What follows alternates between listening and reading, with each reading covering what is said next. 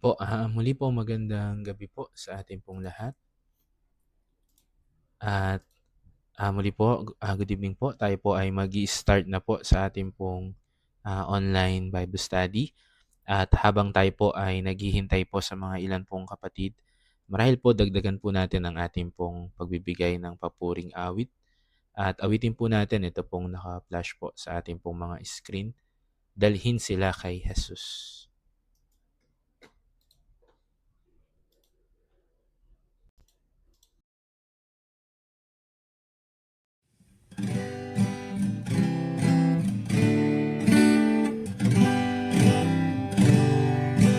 Tinig niya'y naririnig sa malayo't maligalig, upang niyang nawawaglit, tinatawag na lumapit. Dalhin mo na sila upang mangaligtas sa sala. Dalhin mo na sila kay Jesus, ligaw na tupad.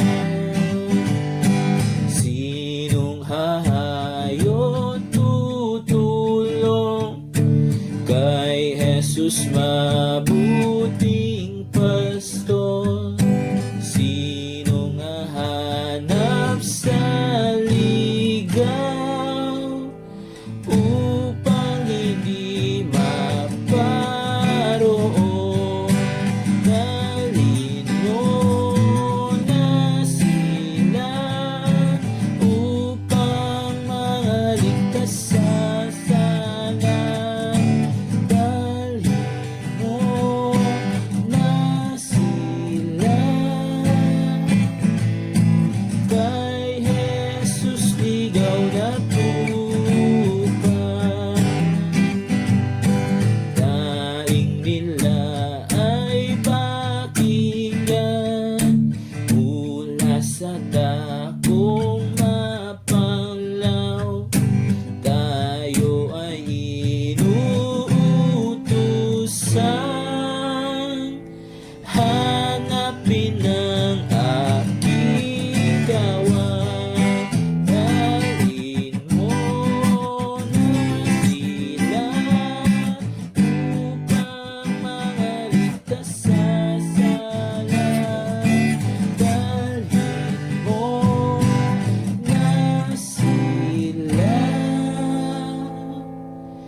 kay Jesus, ligaw na tupad.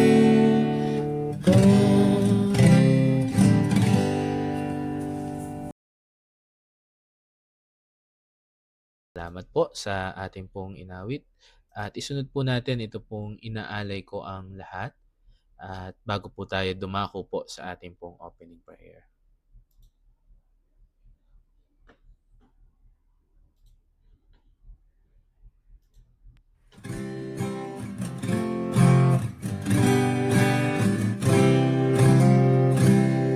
Kay Jesus ko iaalay, lahat ay ibibigay.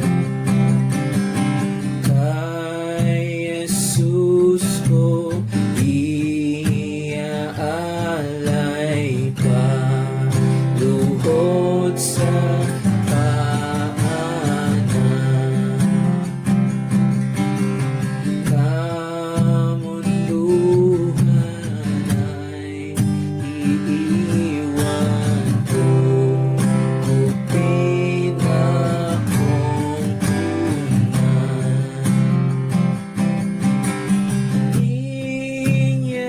Inyaalay ko, inyaalay ko ang lahat sa iyo, Kristo. Inyaalay ko kay Jesus ko iaalay. Gawin mo akong iyo, diwa mo ako'y kuskusin. Bakit kang ika'y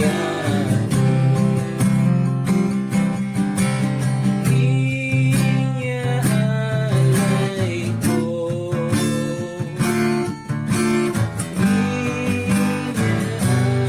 inyaalay ko ang lahat sa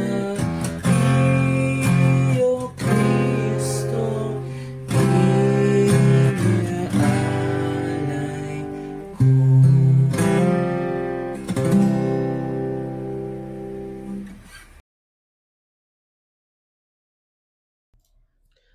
Salamat po sa ating pong mga inawit mga kapatid. Tayo po ngayon ay dungako po sa ating pong opening prayer. Let us pray po. Ama namin Diyos na dakila, banal at makapangyarihan sa lahat. Ama, nagpapasalamat po kami sa mabiyayang gabi na pinagkaloob po ninyo. Bagamat po physically, hindi po kami magkakasama. Pinapasalamatan po namin through online. Kami po ay patuloy po na nakakapakinig, nagkakaroon po ng fellowship, at patuloy po na natututo po sa inyong pong mga salita. Dalangin po namin ang inyong pong patnubay sa gabi po na ito, sa mga internet connection po namin, sa mga hindrances po. Patuloy po nawa ay kayo po magkaloob po ng magandang connection at mag-alis po ng anumang pong pwedeng maging sagabal po sa amin pong pakikinig, pag-aaral po ng inyong pong mga salita. Ihanda niyo po ang mga puso, ang mga isipan po namin sa muli pong pakikinig ng inyong pong mga salita.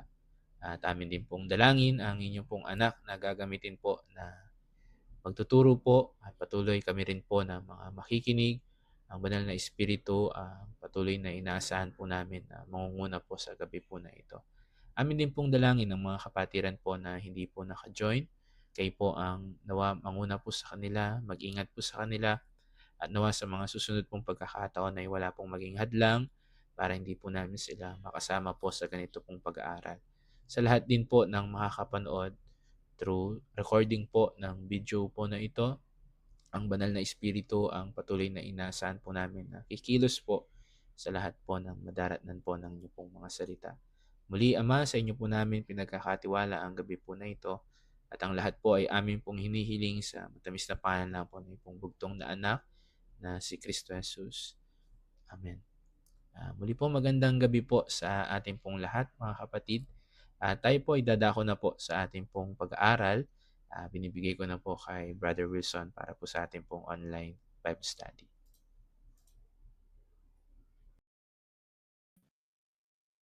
Magandang gabi po sa ating lahat mga kapatid at tulad po ng nasabi po ng kapatid po natin, tayo po ay magpapasimula na sa ating pong Bible study online. Salamat sa ganito pong sabihin natin technology ay kahit po tayo ay magkakahiwalay, tayo po ay nakapagpapatuloy sa mga gawaing pang-iglesia na siya namang ginagamit po ng Panginoon sa buhay natin upang tayo po ay makapagpatuloy na makapagpupuri, pasalamat, at ganoon din mapagpala po sa ating mga espiritual na pamumuhay. At para po sa ating pag-aaral ngayong gabi, ay kung meron po tayong mga Bible sa bahay para nakakapag-notes din po kayo, dito sa Isaiah chapter 40, dito sa verse 31. Marahil ito po yung ating tutunghayan ngayong gabi. Isang talata siya pero titignan po natin ang mga nakapaloob na mga katotohanan at spiritual na mga katotohanan po dito sa Isaiah chapter 40 verse 31. At ganito po ang ating pong mababasa. Ngunit silang naghihintay sa Panginoon ay mga babagong lakas. Sila'y paiilang lang na may mga pakpak na parang mga agila. Sila'y magsisitakbo at hindi mga papagod. Sila'y magsisilakad at hindi manghihina. But they that wait upon the Lord shall renew their strength. They shall mount up with wings as eagles. They shall run and not be weary, and they shall walk and not faint. Pagpalain po ng Diyos ang kanyang mga salita at iniling ko po na tayo ay manalangin pong muli. Ama, salamat po sa pribileyo at opportunity na kami po ay makapag-aral sa iyong mga salita bilang isang iglesia sa Valenzuela Christian Church. Amin pong inihingi ang iyo pong pag-iingat, pangunguna po sa bawat isa po sa amin. Nang sa ganun po ay lubos na mapagpala mo kami sa iyong mga salita na siyang nagsisilbing ilawan namin sa aming buhay upang kami po ay makapamuhay ayon sa iyong kalooban at tunay na ito rin ay magsilbing pagkain po sa amin. Magdala po ng ibayong lakas sa aming pananampalataya at sa aming spiritual na pamumuhay. Kinikilala po namin na sa aming mga sariling karunungan ay hindi po namin lubos na maunawaan ang mga salita. Subalit salamat sa Espiritu Santo na nananahan sa amin na siyang tunay na nagbibigay ng pangunawa sa amin sa mga bagay na espiritual. Kaya dalangin po namin na way kumilos ka sa bawat isa, sa bawat tahanan. Nang sa ganun po ay tunay na mapagpala mo po kami sa iyong mga salita. Ang lahat po ng ito ay aming samot dalangin sa makapangyarihang pangalan po ng iyong bugtong na anak na si Jesus. Amen. Mahalaga po na makita natin yung mga ilang katotohanan po dito sa ating pong binasa. Katunayan, isa po ito sa mga pinakamahalagang message o yung tinatawag na sukdulan na kahalagahan ng mensaheng ito. Sapagkat ito ay nagsilbing pinaka-climax ng message ni Isaiah sa bayang Israel para sila ay i-comfort sa kanilang pagkabihag, no? At sa kanilang panghihina,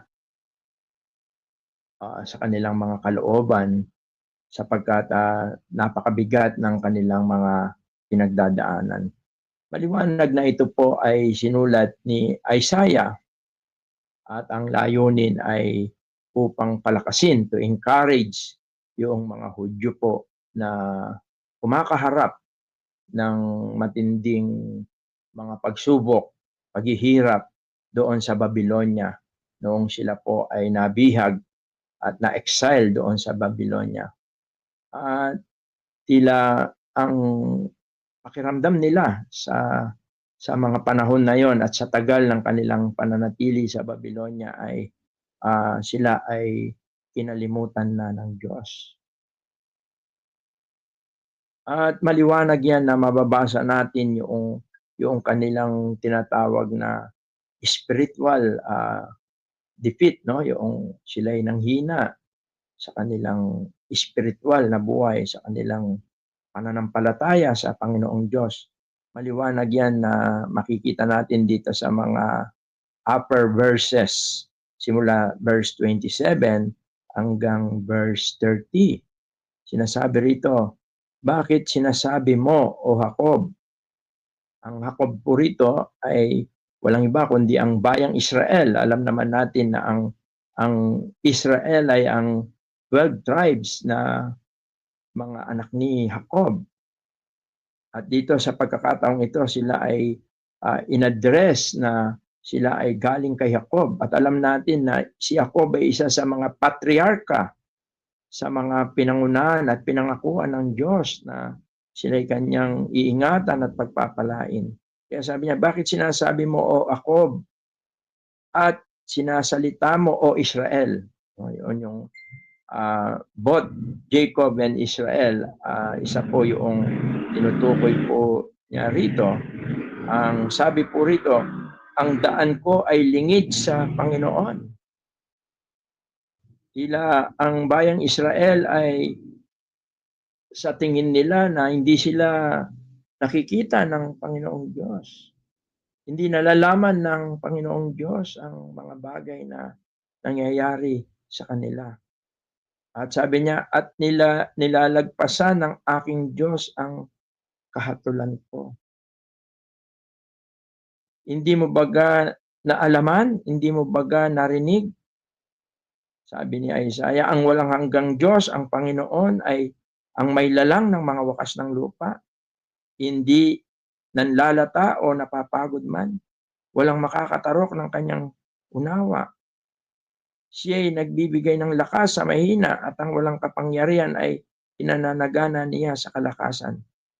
Pati na mga kabinataan ay manlalata at mapapagod at ang binata ay lubos na mga bubuwal. Maliwanag po na ang nararanasan nila ay sabihin natin po na ito ay normal bilang isang tao na sila ay maghimagod, sila ay manghina, they become weary. Hindi tulad ng Panginoong Diyos na tunay na hindi siya marunong mapagod at hindi niya pwedeng maranasan ito.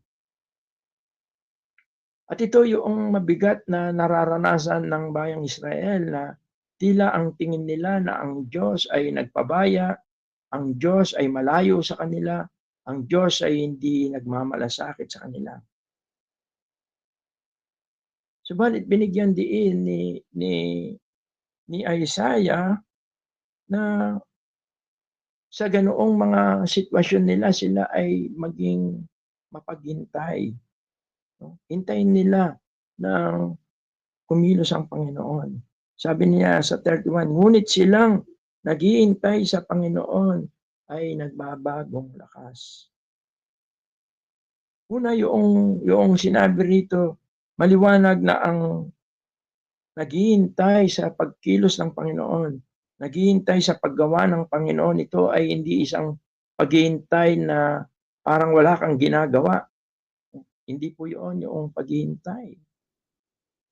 Hindi yung ikaw ay nasa isang tabi, nagmumukmok, naghihintay na kumilos at gumawa ang Panginoong Diyos. Hindi po ito yun ang ibig sabihin niya. Kundi ang paghihintay na tinutukoy niya rito ay yung buhay na pag-asa. Pag-asa na hope na ang Diyos ay buhay at gagawa sa kanilang kalagitnaan. Tinatawag yun na active, no? Active waiting, active hope. Sila'y nagtitiwala at hindi nila tinitignan ng kalagayan nila.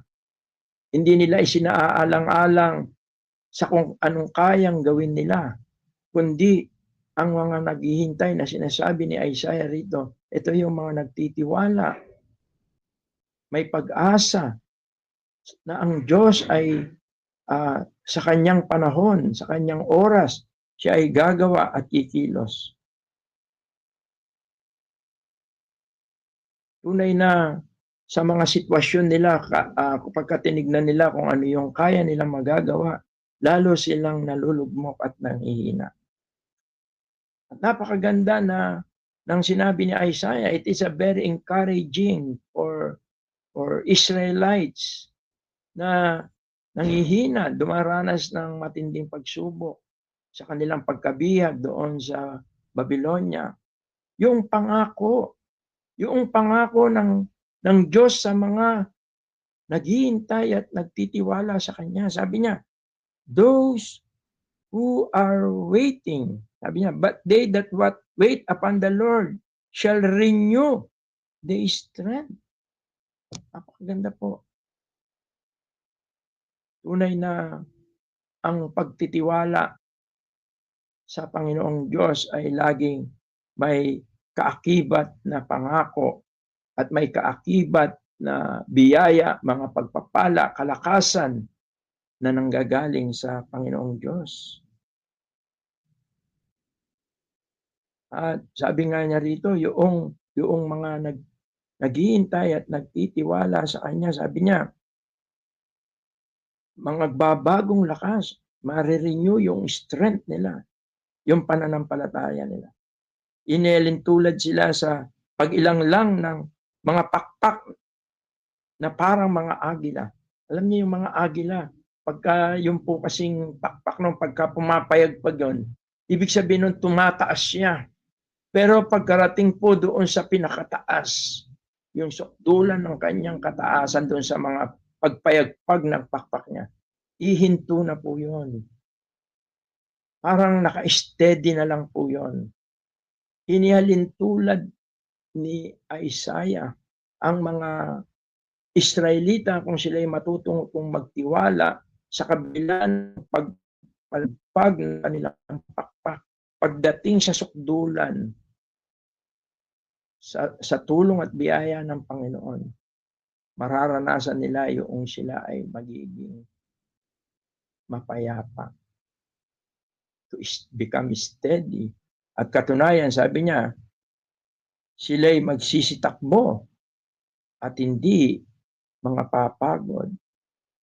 Meron silang reserve strength. Sila'y magsisilakad at hindi manghihina.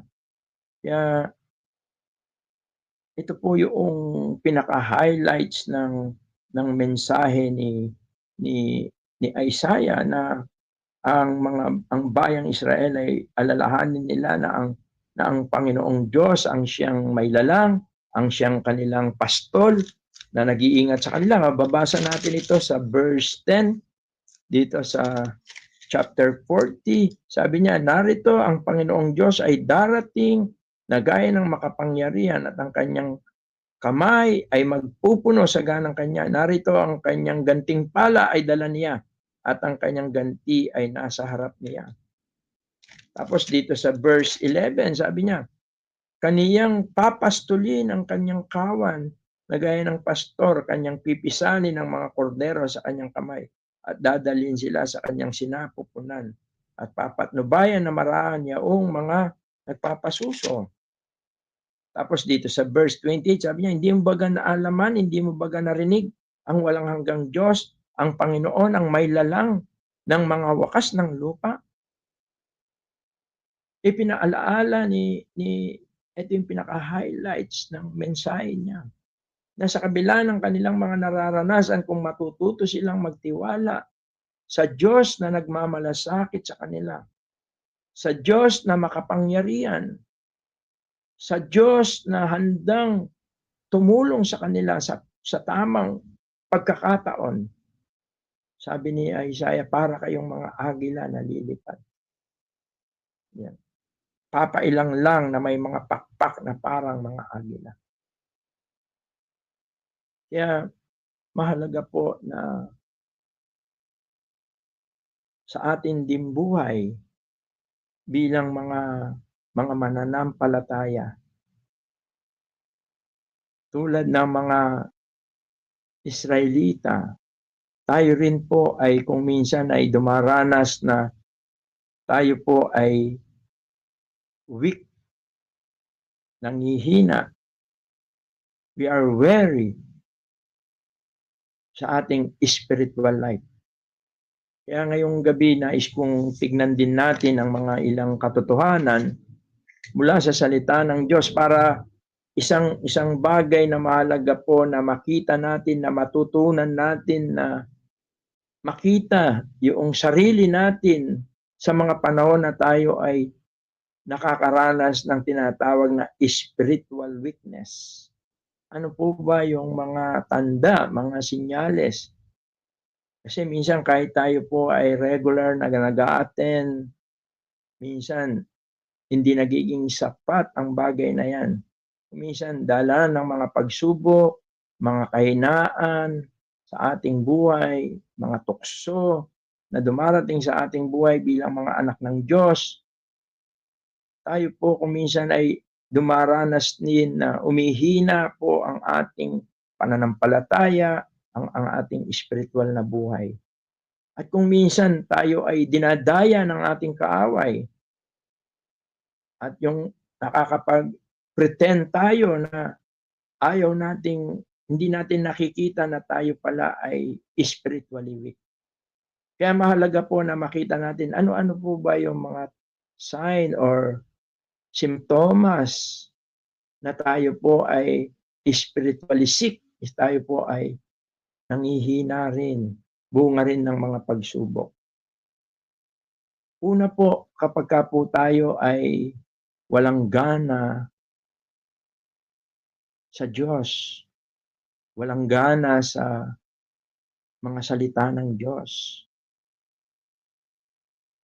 Sabi nga sa Mateo chapter 5 verse 6, tingnan po natin, kapag tayo ay walang no hunger for God, ang sabi sa Matthew 5 verse 6,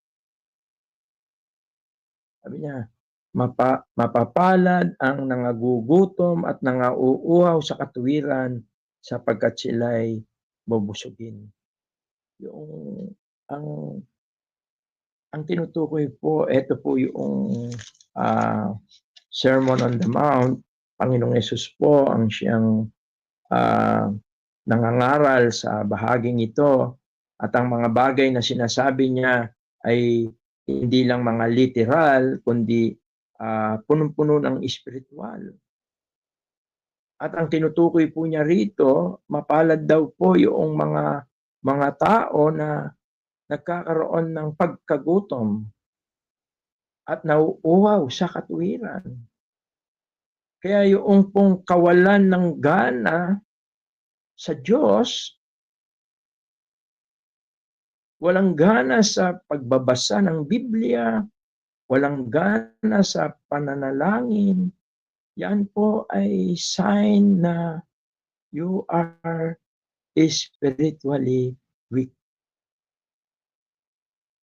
Kasi ang isang lumalakas, sabi rito ng Panginoon, kaya sinabi niya, mapapalad ang nagugutom at nangauuhaw sa katuwiran sapagkat sila'y bubusugin.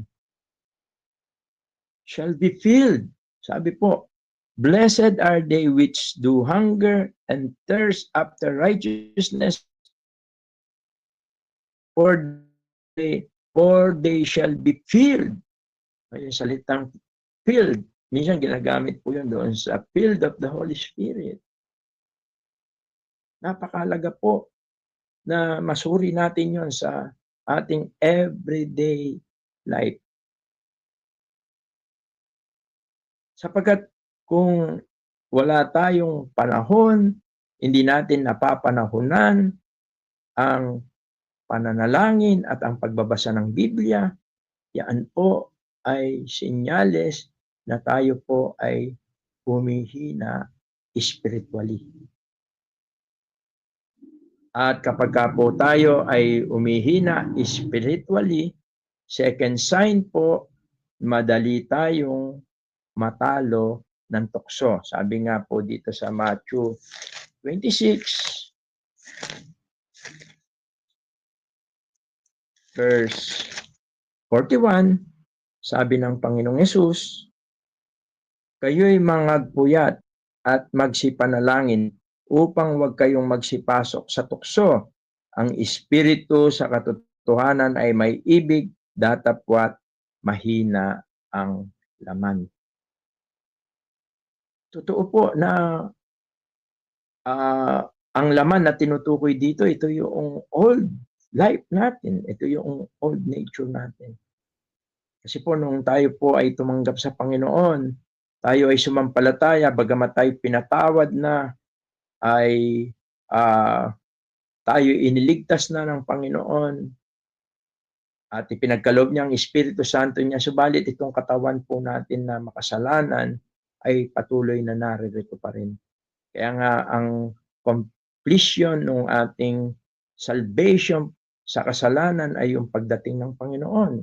Sapagkat sa pagdating ng Panginoon, ang katawang ito ay wawasakin niya, igugupo niya, at bibigyan niya tayo ng tinatawag na glorified body. Napapag-aralan po natin yan sa mga ating mga nagdaang pag-aaral. Sapagkat habang nandito tayo, pero ang sabi nga ni Pablo sa mga taga-Galacia, subalit kung tayo ay mapupuspos ng Espiritu, hindi natin paglalaanan ang hilig ng ating laman. At yun po ang role ng Holy Spirit sa buhay natin. Hindi lamang siya tanda na tayo anak ng Diyos, kundi siya'y kapangyarihan ng Diyos sa mga buhay ng mga mananampalataya. Subalit kapag ito ay nanghihina, no, yung spiritual na nanghihina, maliwanag na ang katawang panlupa o yung flesh desire, yun yung lumalakas. Lagi natin naririnig yung asong itim at asong puti. Kung sino yung ifipid mo, kung sino yung mahina, hindi kumakain, siya yung matatalo. Kaya isang sign sa ating spiritual weakness kapag tayo ay madali na nahuhulog sa mga tukso sapagkat tunay ng ating laman ay mahina. Subalit kapag ang ating spiritual life ay tumitibay, tumatatag, tayo napupuspos ng Espiritu, kahit na mga matitinding tukso, kung minsan ito'y hindi lang minsan, kundi ito'y ating napagtatagumpayan. Kaya, pagka tayo ay nanghihina, yan ang mga sinyales. Madali tayo, wala tayong gana sa mga spiritual na bagay, madali tayong matukso ng kasalanan, at higit sa lahat kung minsan ay mas pinapahalagaan natin ang mundong ito. Sabi niya sa 1 John chapter 2 verse 15, mga verses na memorize ko pa po ito. Sabi niya, love not the world, neither the things that are in the world. If any man love the world, the love of the Father is not in him. Yung pagiging worldly focus, yung ating mind, yung ating heart, too much prioritizing yung mga bagay na makamundo. Yan ay mga sinyales na tayo po ay umihina spiritually. At kung minsan,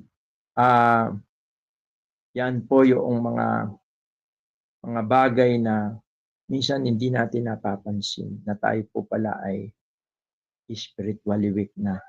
Kaya isang epekto po nun, nawawala yung joy of salvation natin. Kaya sa Psalms 51 verse 12, nung isa sa mga prayers ni King David, sapagkat si King David ay yung kanyang nung siya ay magkasala, no, siya ay natukso, siya ay nahulog sa tukso. Alam natin yung siya ay nagkasala ay Bathsheba, hindi lang adultery, kundi even yung pinapatay po niya yung asawa ni Bathsheba, si Uriah. At ito ay nagdulot sa kanya ng ligalig sa kanyang buhay. Kaya nung siya ay manalangin sa Isaiah 51:12, isa niya itong prayer, sabi niya, "Restore unto me the joy of thy salvation, and uphold me with my free spirit." Ibalik mo sa akin ang kagalakan ng iyong pagliligtas at alalayan ako ng pusang espiritu. Tunay na ang pagiging ligtas ay pagkakaroon ng kagalakan. One of the branches of fruit ng Holy Spirit. Kasi yung fruit niya ay love. But the branches ng love ay mayroong joy. Peace, joy. Pero pagka may kasalanan at ang kasalanan ito hangga't nananatili at hindi natin natututunan na ikumpisal, no, o ihingi ng tawad sa Panginoon, hindi mababalik ang kagalakan. Kaya napakahalaga na makita natin at yan ang mga bagay na nangyari sa bayang Israel. Yung kagalakan nila sa Diyos, yung kapayapaan nila sa Panginoong Diyos. Nung una ay dala-dala nila, taglay-taglay nila, kahit nandun sila sa pagkabihag, umaasa sila, subalit dumating ang mga pagkakataon na sila'y nanghina sapagkat hindi sila nagpatuloy na naghihintay sa pagkilos ng Panginoon. Ngayon sa ating buhay naman, sa atin ngayon nakita natin yung pong maaaring tayo pala ay spiritually weak na po. Paano po naman natin na maibabalik, sabi ni una ang Diyos po ang siyang mangunguna sa atin. Siya, sabi ni King David, ibalik mo sa akin, ang kausap niya ang Diyos. Hinihingi niyang muli ito sa Diyos.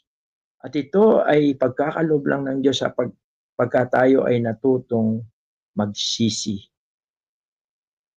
Pagkatapos natin makita ang ating kalagayan na tayo ay mahina, tayo ay nahihila ng kasalanan, nahihila ng sanlibutan, at ang ating old nature ang siyang namamayani sa buhay natin, magbabalik lang ang kapayapaan at kagalakan at ang magandang ugnayan natin sa Diyos kapag tayo ay nangumpisal sa Kanya. Pinagtapat natin sa Kanya. Sabi niya doon sa 1 John 1:9, sabi niya, if we confess our sins, He is faithful and just to forgive us our sins and to cleanse us from all unrighteousness. Kung ipapahayag natin, kung ipagtatapat natin sa Kanya, sabihin natin sa Kanya, Ama, naamin ko po ako'y mahina. Alam niyo yung acceptance sa pagiging weak, yun ang key to strength. Sapagkat hangga't hindi mo tinatanggap ito, hangga't hindi mo inaamin ito una sa iyong sarili at sa harapan ng Diyos at sa mga kapatiran, pagka ito'y pilit mong ikinukubli, itinatago, hindi sisibol ang kalakasan. Subalit, kapag natutunan natin na ito'y ipagtapat sa Panginoong Diyos, sabi po dito sa ating talata na isinulat ni Juan, tapat at banal siya. He is faithful and just to forgive us our sins. Yung with S, yun yung mga gawa natin. Anyway, hindi po natin matatago sa Panginoong Diyos. Maring ito'y matatago natin sa atin. Minsan, madideceive natin yung sarili natin, madideceive natin yung ibang mga tao, mga kapatiran. Maaari tayong makapagmas ng parang tayo ay isang masiglang Kristiyano, tayo malakas na Kristiyano, pero ang Diyos po hindi natin siya matataguan tulad ng nangyari kay Jonas. Kahit anong tago niya sa Diyos, natulog siya sa lower deck ng barko, hindi tayo sapagkat ang Diyos ay nasa lahat ng dako. God is omnipresent and God is omniscient. At yun yung gustong ipakita ni King David din. o ni Isaiah sa panahon na sabi niya, ang Diyos ang may lalang. Ang Diyos ang siyang pastol ninyo. At napakahalaga po noong confess. And the promise is to forgive and to cleanse. Hindi lang kakalimutan ng Diyos yung ginawa, yung mga nagagawa natin. Kundi tutulungan niya tayo na mapagtagumpayan natin. Yun yung cleanse. Parang dumi na tinanggal na. Para itong mantsa na sa damit na tinanggal. At ang ating mga kahinaan, ang Diyos ang siyang magtatanggal nito. Hindi po tayo. Kulang ang ating strength to overcome yung mga weakness natin. But God is faithful. Kailangan lang ay i-confess natin. Yun ang unang bagay na dapat nating gawin to gain spiritual strength. Para manumbalik yung sigla ng ating pananampalataya, yung kagalakan, yung kapayapaan, yung kasiyahan sa paglilingkod. Sapagkat yun ang pag-iipon ng kayamanan doon sa langit.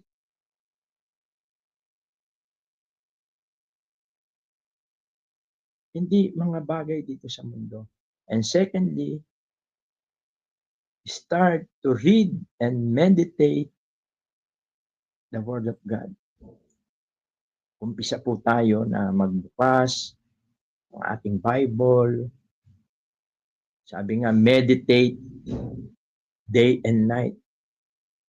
Doon sa Joshua chapter 1 verse 8 and then sa Psalms chapter 1, pinakita po roon yung kahalagahan ng pagninilay sa mga salita ng Diyos.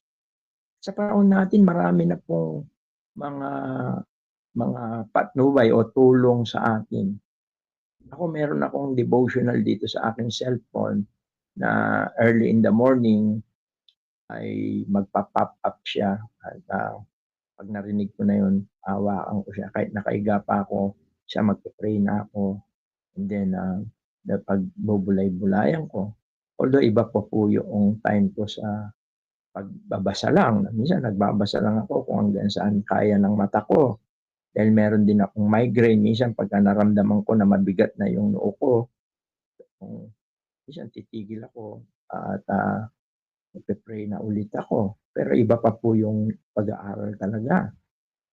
I-share ko nga sa mga kapatiran, sa mga nagdaan, binalikan ko po yung mga prominent Bible character. Nag-study uli ako.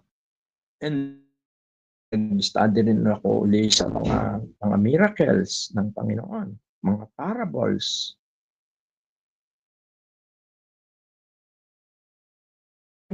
Ay nakaka-refresh. Iba yung pag-aaral doon. Kung pag-meditate, magkaroon tayo ng devotional everyday, ito ay isang kalakasan.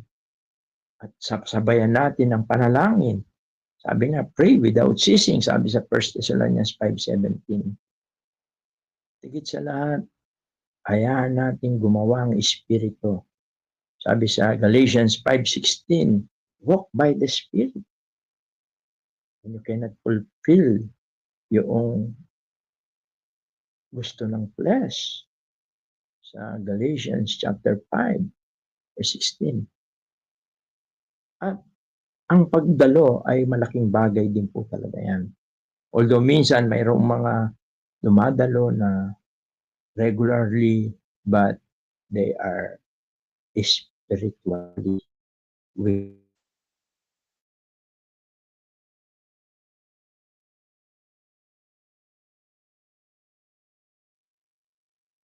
At i-apply din natin, sabi sa James 1:22, be doers, not hearers only. Kaya dito po sa ating pinag-aaralan, sabi nga ni Isaiah sa chapter 40:31, those who wait on the Lord shall renew their strength. Kaya po, siguro sa ating pagwawakas, siguro maging honest po tayo, tanungin natin yung sarili natin, o i-evaluate natin po yung sarili natin, tignan natin yung mga napag-aralan natin na mga kahinaan, at tignan natin, huwag nating hayaan na manatili po tayong mahina. Sapagkat kung mananatili tayong mahina at malagi tayong mahuhulog sa mga tukso at mga pagkakasala, hindi lang nalulumbay ang Diyos, kundi ang mga bagay din pong ito ang siyang magiging balakid sa ating paglago, sa ating pananampalataya. At hindi lang yon, ito rin ang magiging balakid para hindi natin maranasan ang makapangyarihang kamay ng Diyos sa ating buhay.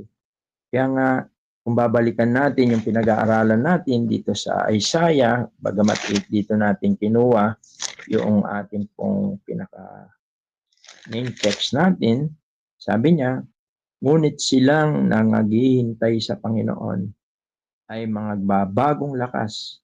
Sila'y paiinlang lang na may pakpak na parang mga agila. Sila'y magsisitakbo at hindi mga papagod. Sila'y magsisilakad at hindi manghihina. Sa kabila, pagka po tayo ay nakakaranas ng kalakasang espiritual na mula sa Panginoong Diyos dahil sa ating pananampalataya, pagtitiwala, pag-asa na ang Diyos ay hindi niya tayo iwan at pababayaan. Sa kabila ng mahirap na paglilingkod, magkakaroon tayo ng kapayapaan at kagalakan at mararanasan natin ang gabay at nubay, pagpapala ng Diyos sa ating paglilingkod, sa ating pagsamba, magiging bukal sa kalooban natin. At yun ang nagbibigay ng tunay na kagalakan at kapanatagan sa isang tunay na Kristiyano. Ang siya'y makapaglingkod, sabi nga ng ating awit, trust and obey. There is no other way to be happy in Jesus but to trust and obey. Nawa po ang mga bagay na ito ay maranasan natin. Hindi po tayo pababayaan ng Panginoon. Tandaan natin, mahal po tayo ng Panginoon. Kung ang kanyang bugtong na anak na si Jesus ay ipinagkaloob po niya sa atin, hinayaan niya na magdusa. Sabi ng ating Panginoon, my God, why have you forsaken me? Alam niyo, ang tanong yon ng ating Panginoon, bakit mo ako pinabayaan? And we know the real answer. Because God loves us. Kaya naranasan po ng Panginoon yung tanong ng Panginoon, bakit mo ako pinabayaan? Ama, bakit mo ako pinabayaan? The answer is, because mahal tayo ng Diyos. Ayaw niya tayong mapahamak, kaya tayo maparusahan. At gusto niya tayo na makasama, maka-fellowship. Pagpalain po ng Diyos ang kanyang mga salita, tayo ay saglit manalangin. Ama, salamat po sa gabing ito. Salamat po sa iyong mga salita. Salamat po at nakikita mo pong tunay ang aming mga kalagayan spiritual.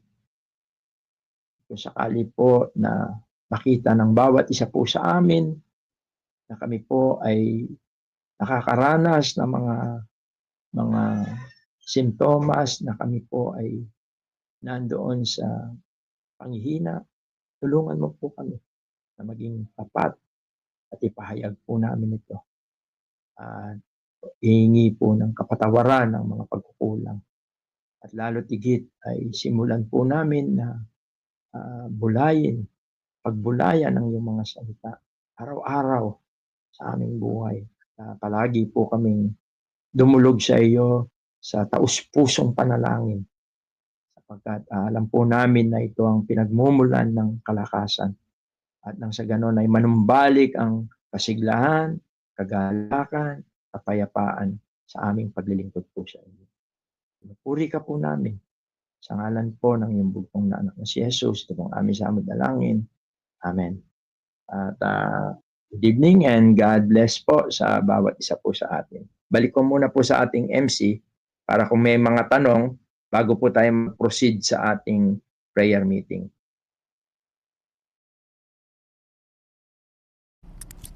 Yan po, salamat po sa Diyos sa ating pong napag-aralan po, napakinggan. Nasa dako po tayo ngayon ng ating pong question and answer. Kaya kung meron po tayong mga katanungan, mga kapatid, ay malaya po na tayo po ay mag-open ng ating pong mga mic. Tayo po ay pwede na pong magtanong po.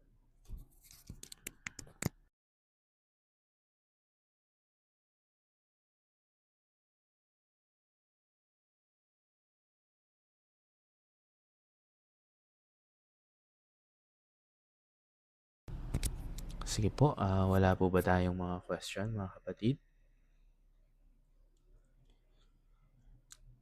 Okay po, marahil po yung ating pong silence po ay nagkakahulugan po na naging maliwanag po. Nawa ang ating pong naging pag-aaral at tunay po ito rin po ay naging reminder po at sabi nga po ng ating pong kapatid ay magkaroon po tayo ng assessment po, reflection po sa ating pong mga spiritual na pamumuhay. At ang nais po ng Panginoon, tayo po ay lumago po sa ating pong mga pananampalataya. Kaya po nawa ito po yung naging reminder po sa atin. Ngayon po sa ating pong closing, bago po tayo dumako sa ating pong prayer meeting, hilingin po natin kay Brother Jim na pangwakasan po tayo sa isa pong panalangin.